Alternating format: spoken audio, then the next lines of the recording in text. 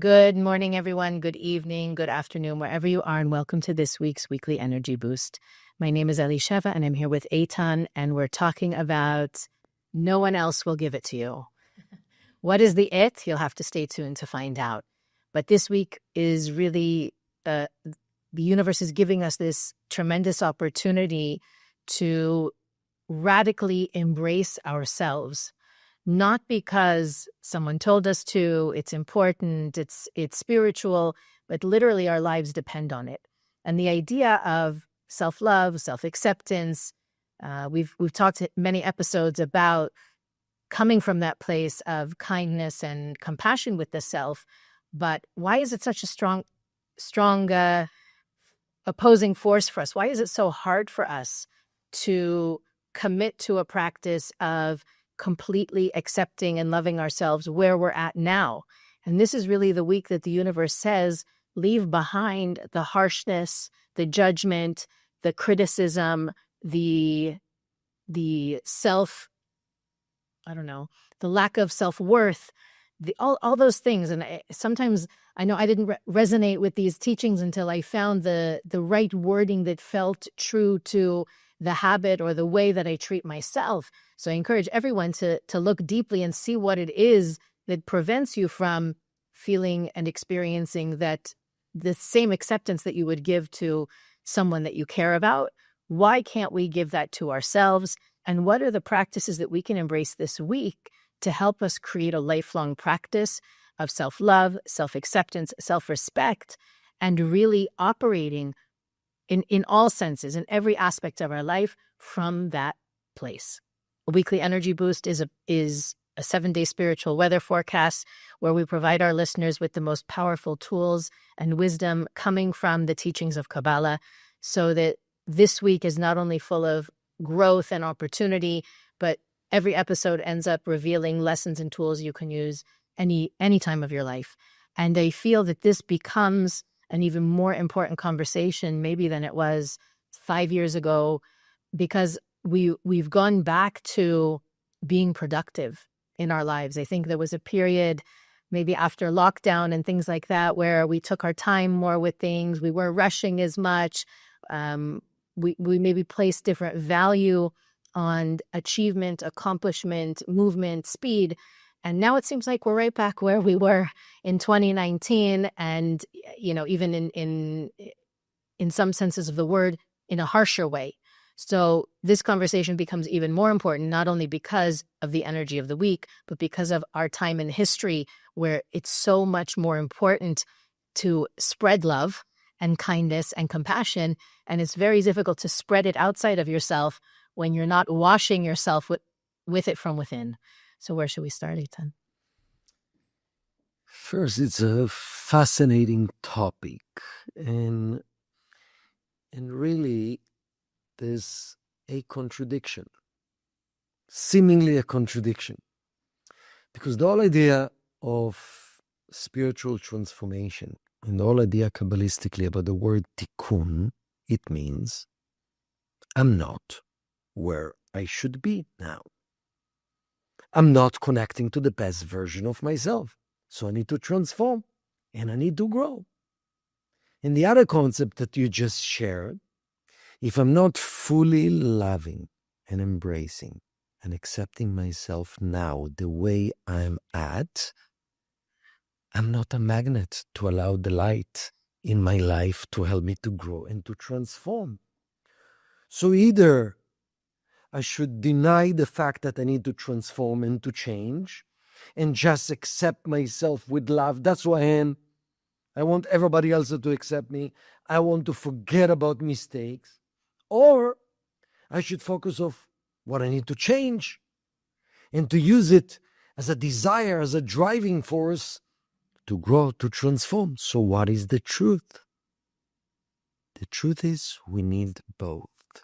And to find this subtle way out to actually maintain self-love while we are growing, that's part of the art of spiritual transformation. And I think everything starts with basic teachings of Kabbalah. We all came from Adam and Eve. And as the original soul of Adam and Eve, we made a mistake. And we're here to correct it. So somehow, deep inside, we all have a feeling something is wrong with me. Think about it. In your life, somebody blame you for something you didn't do, but it triggers. Something is wrong with me. You just didn't accomplish something that someone else did accomplish. And you compare yourself, and then there's a deep voice. Something is wrong with me. This is the voice of the opponent using some truthful information. So the fact that we all need to change and transform, absolutely yes. But the only attitude that will allow healing and growth is pure love towards myself, pure acceptance towards myself, pure embrace towards myself, pure kindness towards myself. Because if not, the light, which is pure love, cannot come. And it is not actually a contradiction. To the extent I'm able, and that's what we're going to talk about, how do we do it in the times of challenges relative to each one of us? But to the extent I'm able to reach self-love, self-embracing, self-kindness, to that extent I can allow healing and transformation to the next level. While it seemed to be a paradox, it is not.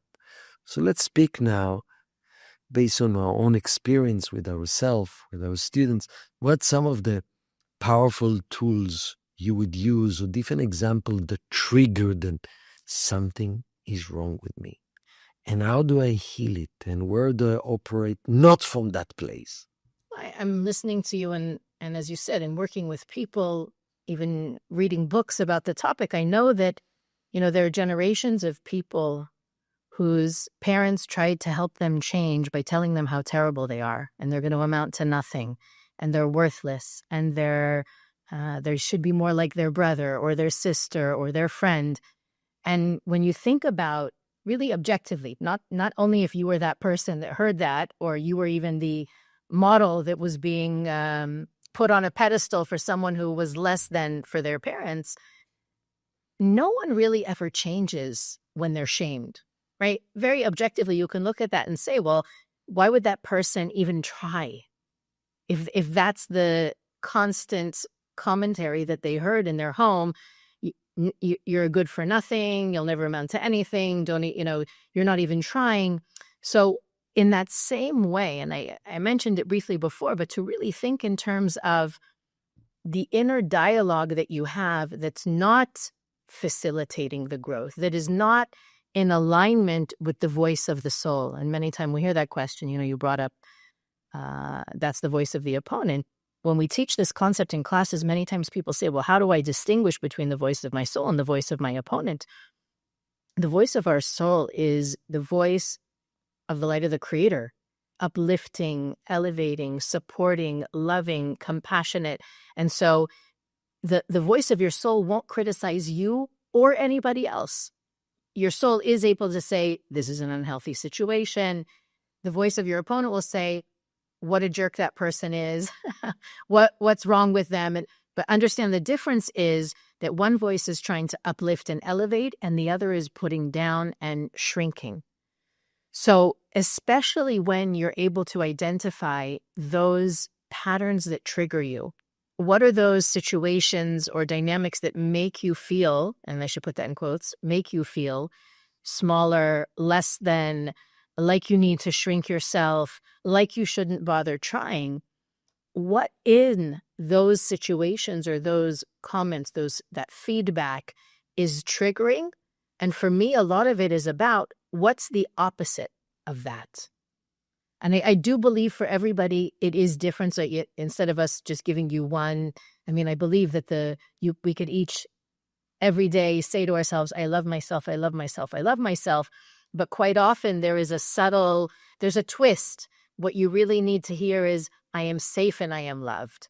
or I am valuable and I am worthy and I am loved, that there may be a nuance to the replacement thought that we can begin to interject this week into our practice that will counteract, right? If there is that trigger within and somebody knows how to trigger it, or there's a repetitive situation in which it's triggered, we've already discussed that anytime that we get reactive, being reactive is really a call to heal something. And instead of healing it, we react to it again, and the pain and the wound deepens and deepens and deepens, and eventually we just accept that's who we are. So part of the self-love, self-embracing, self-acceptance process is healing that which came from Adam and Eve, that's just been perpetuated all these millennia.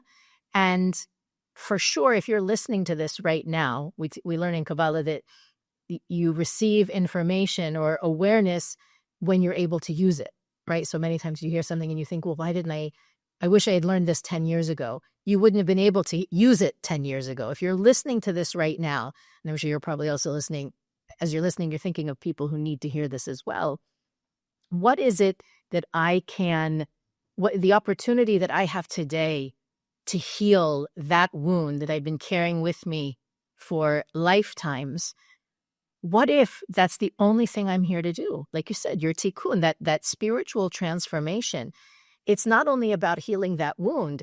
If the more closed that wound is, the more I can do things in my own life from a place of love instead of a place of obligation, resentment, guilt, needing to feel validated or acknowledged. So it really is about coming more into alignment with the truest part of ourselves.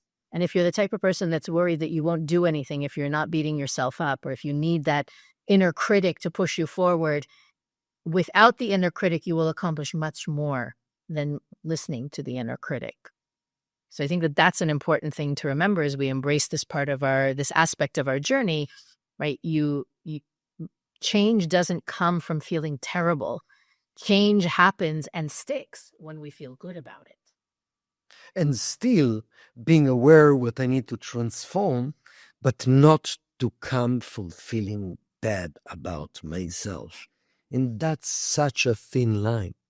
I can tell you my experience with myself and other people that working on themselves spiritually is very often you begin to be aware of what is not the right consciousness. So for example, let's say you catch yourself scared and too worried what people think about you in this present moment. So, that's not spiritual. I'm not spiritual. I'm not good enough. Something is wrong with me. I'm not spiritual. I'm not acting based on the teaching. How can I ever teach and share with others if I'm worried what people think of me? Let's go to that moment for a second. Does anybody who never happened to you that you worry what people think of you? We all are. So let's pause for a second. So yes, in the perfect world, when I finished all my tikkuns, the only thing that I'm worried and concerned about is the connection with the light of the Creator. You're right. But let's say I am worried what people think of me, and I would love to heal it. What is the first step? Healing it. Pause and embrace yourself with that fear and without worry, and love yourself with that specific deficiency that you feel now, instead of judging yourself because you're in a spiritual path. I shouldn't feel this way. Yeah, I would love to transform to another level. But step number one, acceptance, and send light of love and healing towards that fear. In the same way, exactly, you would embrace a child that will go through pain and had a major challenge in school, your own child. And step number one, you will love him, you would hug him, And you will not make him feel bad about the feelings that he have and the wound that he has. Yes, would you like him to be more independent in the future? Doesn't matter. And that's the first step of healing. I would love eventually to elevate my thoughts and heart to not to care what people think. But that's what's going to change it. You shouldn't care. You're flawed. Something is wrong with you. So actually, the ego will use any tool to trigger lack, include spiritual truth. The spiritual truth is fear is connecting to the opponent. Worry too much on validation, connecting to the opponent. It might be right, but the way to heal it is first embrace yourself and the wound with total love. And because we identify so much with that kid, as if I am that kid, so we don't feel the strength to be the healer of ourselves, so we react, and right away we're fixing it, and we're trying externally to change it, and that's reactive, even spiritually reactive. Instead of the ability to pause, be honest, acknowledge, that's what I'm feeling now. I'd love to change it, but that's what I'm feeling now. That's where I'm at. So for me, what works, I'm seeing myself as the healer of my small self. And I'm feeling literally that there's energy. I'm sending energy and love and say words of love. And every time my mind's saying, how can I fix it? I'm going back to healing myself. So I'm separating the small me, which that's my responsibility to heal the small me, to the healer me. And it's not easy because it's burning and you want to fix it and you feel not aligned with what you're supposed to be. Let's heal it. And then something is happening. Magic is happening. You feel lighter about it. And then from that place, you can make a decision. And the reason you feel light about it, because that healing attitude attracts light to heal. And it's a gradual process. It's a gradual process. That I think, a number of years ago, our teacher, Karen Berg, was really placed a great emphasis on healing the inner child. And that's really what that work is. It's parenting yourself when that small you gets upset, feels terrible, receives some sort of rejection or criticism that feels overwhelming. We need to be to ourselves that voice of the loving parent that cares and supports, and we're in this together. You don't have to struggle alone. This isn't only your fight. And to me, the idea of that small me, right? Even thinking about that when I get reactive, I'm being called to heal something within myself. It reminds me of that little version of me inside that needs that loving, caring support. And also, when we talk in our classes about being like the light of the Creator, being in affinity with the light of the Creator, sometimes we even say it in terms of being in alignment with the light or with our soul. We define the light of the Creator as an endless force of giving and sharing, constantly seeking to elevate, really an expression of pure goodness, pure love. So on an intellectual level, we may understand, well, if I'm being harsh, judgmental, critical, angry, guilty, ashamed, all those things, I'm not aligned with the light. I'm not aligned with my soul. But that's where the story changes. If you can remember in that moment that what your thoughts are right now are out of alignment, and affinity with the light of the Creator means love, compassion, goodness, support, and all those things, the way to step back into alignment is to catch the negative thoughts and replace them with loving thoughts.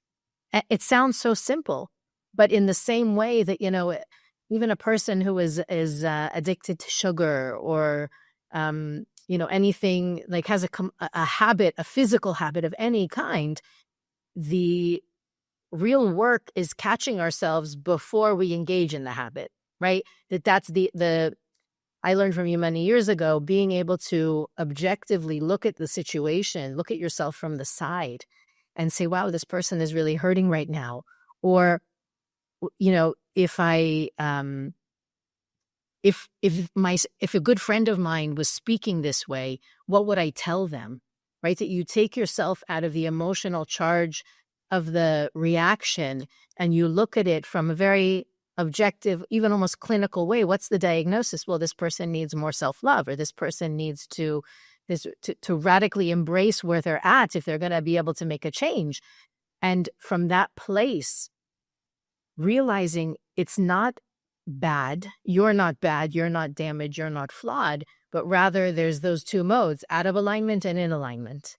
And the real work is that pause where you can say, wait a second, where am I at right now? Am I in alignment or out of alignment? And what do I need to remember or remind myself? Because my soul is the real me, right? That's the other, again, it's intellectually, I believe that most of us are in agreement with that. But when our boots are on the ground and we're struggling with something that's been with us for decades, how do we translate, I know that I'm pure light, I know that I am my soul and not my opponent. How do we translate it into practice? And I learned a really beautiful question from a book I read a couple of years ago called How to Love Yourself Like Your Life Depends on It. The author's name is Kamal Ravikant. And it's a very short book, really to the point. But one of the tools that he suggests is to ask yourself, if I truly and deeply loved myself, what would I do? How would I want myself to experience this? And I've shared that question with a lot of people over the last few years, that you consider you're not there yet. And that's okay. I think that's it inbuilt into that line of questioning is, it's okay to not be there yet.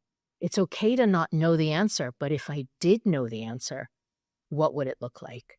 And I believe that book came into my life at exactly the right time for me to not only receive it for myself, but also to share it with a few people that I care a lot about. And it created a small revolution, because that idea that it's a lifelong work, it's not, you reach it and then you work on something else. It is something that we are here to heal, again, because of what happened in the Garden of Eden at the beginning of creation. It's an inbuilt part of the spiritual work for every person. And even if you can look at someone and say, you know what, I admire how much they love themselves. I wish I loved myself as much as they love themselves. Chances are they're overcompensating, that they're extreme, I don't know what the right word is. Maybe you see them as very proud or very confident. You look at them externally and you think, wow, they must really love themselves. Often that external projection of, I'm the best, everyone should agree with me, it's often overcompensating for feeling the opposite, protecting the true us that feels terrible with the disguise of, I'm amazing, don't you think so? So I think that switch also, understanding that my true nature is light. And even if I'm not fully transformed, I can still ask the higher version of me that knows the answer, that knows the right thing to do or the light thing to do. I can call on that version of me to help me grow into someone who is self-loving, self-accepting, and self-embracing, because that's what translates also to the outside. That you can't love other people wholly and completely if you're loving yourself less than you love them. And that was also a big catalyst, really learning how to, again, we always use kids as an example, but wanting my kids to embody that requires me as a parent to embody that and to teach it. You can't teach it with words, you've got to teach it with behavior. Absolutely. It's interesting, in this portion of the week, there's a story of Aaron that just heard the news that he lost two of his sons, which were elevated, righteous, Nadav and Avihu. And the Torah used the phrase, Va'idom Aaron, and Aaron was silent. And he went through a major process. When he was silent, he somehow saw that at some level spiritually, he is responsible for what happened to his own kids. But he went deeper and deeper and deeper. And he was able to love himself with possibly the mistakes that he's done, to embrace the grief that he's feeling, to embrace the moment that he's feeling with sadness, to trust himself, to trust the Creator. And when he reached total level of acceptance and self-love of himself, of the moment completely, the gates open. And he actually saw the journey of the souls of his two kids, Nadav and Avihu, that actually the very elevated soul that will turn to be Elijah the prophet, immortal soul, which suddenly saw how all the dots are connected. I think there's a deep teachings from the Zohar that's saying that in order to reach the highest level of love, which is affinity with the Creator, a person needs to reach a level that he loves the evil inclination. How can you love the evil inclination? The source of all negative thoughts and ego behavior and reactive behavior and selfishness and promoting lack. That's exactly what we are speaking about. If we realize that all this moment of lack and self-deficiencies and feeling of I'm flawed and something is wrong with me, it is actually the opponent itself that instilling those thoughts and feeling within us in order to help us to get to a greater level of love. It's easy to love everybody when I feel amazing about myself. But the reason the opponent was created, or the evil inclination, is to help me to elevate my love to be so unconditional, even when I feel so bad about myself. I'm able, number one, to embrace myself with love in spite of these feelings, and to transform this feeling to self-love and to channel love to others. So it's not easy, but that's what it means, loving the evil inclination. Loving the moment, loving myself in the moment of lack, and then loving others in the moment that are not shining like I would love them to shine. This is the deeper consciousness all of us needs to find strength. It's easy to love when I'm just in the flow, myself and others. It's funny because I'm thinking about people who, it's all of our struggle on some level, but there's some people more than others deal with this as a major tikkun. And usually those people make themselves feel better by doing more. And if I will do, and we can get into the 5 love languages, we can get, we can go in so many different directions with this, but the desire to establish my worth and my value by doing something external outside of myself is one of the more subtle ways that we avoid this work. For a while it works, but in a long term, it never works. But that's the point, is that we feel validated, worthy, accomplished, we contributed, we made a difference. I'm a good boy. I'm not flawed. Right. People love, look, and I mean, even the acknowledgement, I don't even mean the people clapping for you and saying you're a good boy. Sometimes you can look at, I helped somebody, and you did help somebody, and it did reveal light, and it was a good thing. But it's not addressing the core issue of, at the end of the day, when I am triggered or I am criticized or rejected or whatever it is that pushes that button, that I allow myself to feel like a zero, unworthy, and all those things, to remember that inner work is something only you can do, right? It's not visible. So that compulsion when I feel bad to prove my worth or to contribute or add value out of lack. There's a difference between striving as an individual to add value to my family, to my company, to my friend group, whatever. We're talking about when I feel triggered, the way I feel better is I do something. It's not going to achieve that lasting healing. It's really important to remember that that internal transformation is essential. It's vital for all of us. And it's the only work that only I can do. My husband can't do it for me. My kids can't do it for me. My friends, my colleagues. That's the thing that the world needs that only I can do. And once I begin to work on it, and again, it's not about achieving a 10 or 100, but once I make it my focus, the difference ripples outside of me. And then you will see the accomplishment is less important than the being present and loving and caring. That ends up being the greatest contribution you can offer the people that you really love. Beautiful.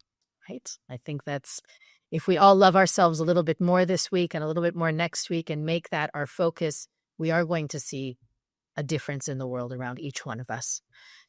Weekly Energy Boost is available on all podcast platforms, YouTube, Facebook, and Instagram. You can follow us there for additional inspiration to live out what we share every episode. You can also visit our website, weeklyenergyboost.com, to learn more about the things we think are important, to look at our archives, send us a message, and click the donate button to support our podcast. But as always, this is one of those episodes that you don't even need to be on a spiritual journey in order to embrace the opportunity of this week. So please share, like, rate, review, help us get into the hands of more individuals who can go through this inner transformation process like we are, reveal more of their light, and really make a difference in the world. Have a fabulous week, and we'll see you next time on the Weekly Energy Boost.